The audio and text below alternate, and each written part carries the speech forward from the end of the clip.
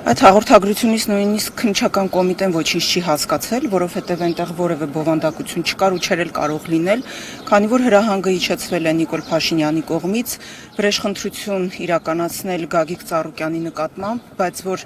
այդ փոքրիկ բռնապետը այդքան փոքրոգի ճղճիմ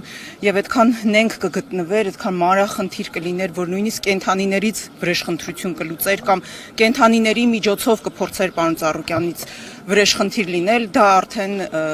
ստորության հատակն է, որ ամեն անգամ մտածում ես, որ արդեն հասել ես հատակին, բայց ներքևից մեկը այնուհանդերձ թակում է, հիմա մենք փաստորեն այդպիսի իրավիճակում ենք։ Ես ձեզ մի տեղեկություն հայտնեմ, որ այն դատավորը, որը հիմա քննում է Գագիկ Ծառուկյանի գործը, դա այն նույն դատավորն է, որը Նիկոլ Փաշինյանի ապօրինի հրահանգով Մայր Հայաստան կուսակցության նախագահ Անդրանիկ Թևանյանի նկատմամբ կարված գործով կալանքի որոշում է տվել։ Եվ հաշվի առնելով նաև այն հանգամանքը, որ այսօր մամուլում գրվեց, որ այդ դատավորի տիկինն էլ աշխատում է ԲԴԽ-ում, կարծում եմ արդեն պարզ է թե ինչ որոշում ինքը պիտի կայացնի կամ առնվազն այսպես ասեմ, շատ քիչ ժամանակ է մնացել, մի քանի ժամից մենք արդեն կտեսնենք նա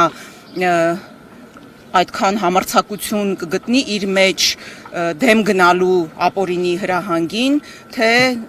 կդասվի այն դատավորների շարքին, ովքեր Նիկոլ Փաշինյանի ասածին չեն կարողանում ասել չէ։